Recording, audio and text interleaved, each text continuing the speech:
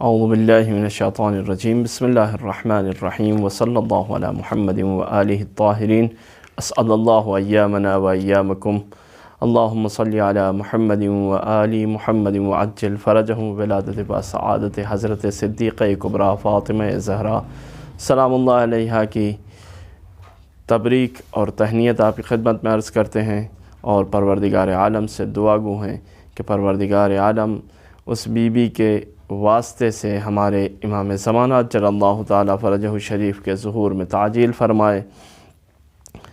پیغمبر اسلام حضرت محمد مصطفیٰ صلی اللہ علیہ وآلہ وسلم نے فرمایا، فاطمۃ بضعۃ منی، فاطمہ میرا ٹکڑا ہے۔ اس حدیث کو اگر ہم نظر میں رکھیں یا آگے بڑھیں، اس کے علاوہ ایک دوسری حدیث کہ جس میں پیغمبر فرماتے ہیں کہ بابھا بابی و بیتھا بیتی، اس طرح کی بہت سی حدیثیں پیغمبر اسلام نے اپنی حیات میں جناب سیدہ کی عظمت میں ارشاد فرمائی ہیں۔ اور اگر ہم دیکھیں کہ جناب سیدہ کی اتنی عظمت اور اتنی اہمیت کو پیغمبر کیوں گھر میں بھی، اصحاب کے درمیان بھی، باہر مسافرت پہ بھی، کہیں کام سے جاتے ہیں تب بھی، ہر جگہ جا جا کر پیغمبر مسجد میں، منبر پہ، خطبوں کے درمیان اصحاب کو خاص طور سے جمع کر کے، کبھی 2 صحابیوں کے درمیان، کبھی 10 صحابیوں کے درمیان، کبھی مسجد بھری ہوئی ہو تو اس وقت اس طرح سے جناب سیدہ کی عظمت کو بیان کر رہے تھے۔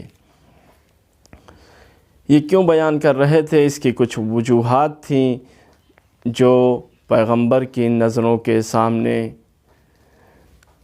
رہتی تھی، جس کی بنیاد پر پیغمبر اسلام ان حدیثوں کو ارشاد فرماتے رہتے تھے تاکہ لوگ عظمت جناب سیدہ کو سمجھ لیں۔ اب اس سے بڑی عظمت کیا ہو سکتی ہے کہ پیغمبر فرماتے ہیں، فاطمہ وہ روح ہے جو میرے پسلیوں کے درمیان ہے، یا فاطمہ میرا ٹکڑا ہے، یا فاطمہ کا گھر میرا گھر ہے، اس کا دروازہ میرا دروازہ ہے۔ تو یہ ایک عظمت کا پہلو ہے جناب سیدہ کا کہ جسے پیغمبر نے اپنی حیات میں اصحاب کے درمیان، کبھی مسجد میں، کبھی منبر پہ، کبھی نماز مصلی پر، ہر جگہ بیان فرمایا۔ ہاں، لیکن اسی چیز کے لیے جو آج کی اس گفتگو میں آپ کے سامنے عرض کرنا ہے وہ یہ کہ کیوں ایسا تھا، اس کی وجہ جو ہے وہ پیغمبر کی وفات کے بعد پتہ چلتی ہے۔ ہم یہ دیکھتے ہیں کہ ایک تاریخ کا کوئی ایسا شخص ہے جس نے اتنا بڑا کام کیا کہ اس کا نام آج دنیا احترام سے کیوں لیتی ہے، ہمارا سوال ہے۔ آج اس شخص کا نام اتنے احترام سے کیوں لیا جاتا ہے، یہ میرا ایک سوال ہے اپنے تمام برادران اسلامی سے۔ ذرا مجھے یہ بتائیے کہ ایک وہ شخص جس کے کہنے پر اس دروازے پر، جسے پیغمبر نے کیا کہا تھا، بابھا بابی، سیدہ کے گھر کا دروازہ میرا دروازہ ہے، یعنی میرے گھر کا دروازہ ہے، بیتھا بیتی، سیدہ کا گھر میرا گھر ہے۔ اتنی تاکید کے بعد کیوں وہ شخص قابل احترام ہے کہ جس کی پلاننگ کے مطابق آگ لگانے کا ارادہ کیا گیا، نہ صرف ارادہ کیا گیا، لکڑیاں جمع کروا دی گئیں۔ کہاں؟ یہ تو 2-4 لوگوں نے بیان کیا کہ دروازے پر نہیں، گھر کے اطراف میں لکڑیاں جمع تھیں۔ بعض مورخین نے ان کا حوالہ سب میرے پاس موجود ہے، اگر بعد میں کوئی میسج کے ذریعے معلوم کرنا چاہے تو میں اسے بھیج سکتا ہوں۔ گھر کے اطراف میں لکڑیاں جمع کروا دیں، یعنی پورا گھر جلا دینے کا ارادہ کیا۔ پھر اسی شخص نے جو ہے لکڑیوں کو جمع کروایا اور حکم دیا، اور پھر اس کے بعد گھر میں آگ لگا دینے کی دھمکیاں دیں، اور پھر اسی شخص نے گھر کے دروازے پر اس وقت مورخین نے لکھا ہے کہ اس وقت جب بیوی سے بات کر رہے تھے تو اسی درمیان دروازے میں آگ لگا دی۔ اسی ایک شخص نے دروازے میں آگ لگانے کے بعد دروازے کو اتنا زور سے دھکا دیا کہ دروازہ اپنی جگہ سے نکل گیا۔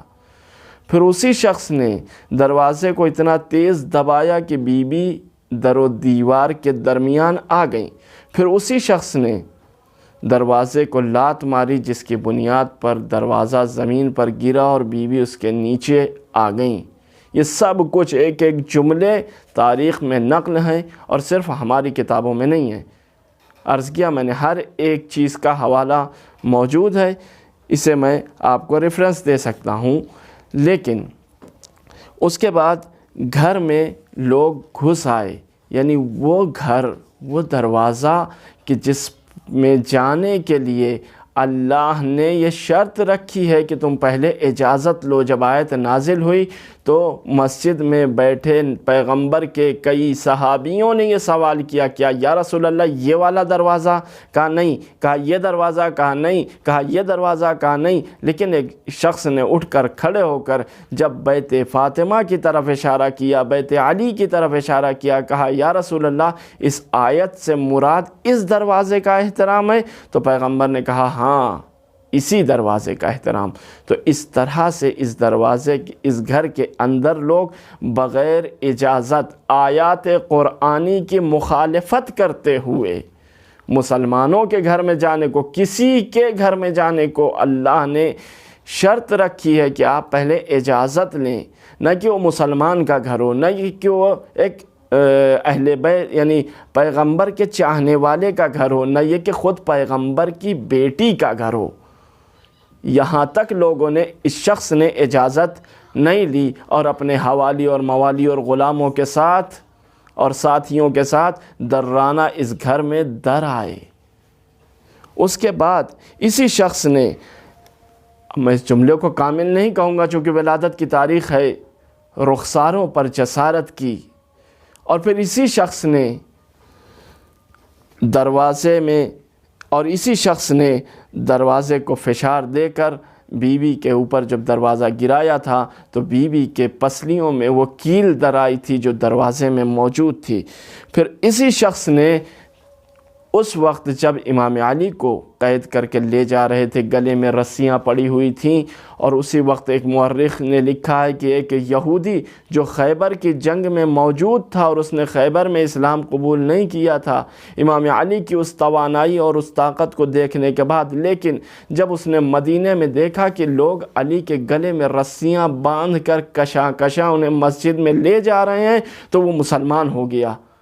اس نے کہا کہ ضرور یہ بات حقیقت ہے کہ وہ شخص جو اتنا بڑا دروازہ اپنی انگلیوں سے اکھاڑ سکتا ہے، اس کے گلے میں رسیاں باندھ دی جائیں اور اس کے گھر پر ہجوم کر دیا جائے تو واقعاً یہ لوگ حق پر ہیں، اور وہ ساکت رہے۔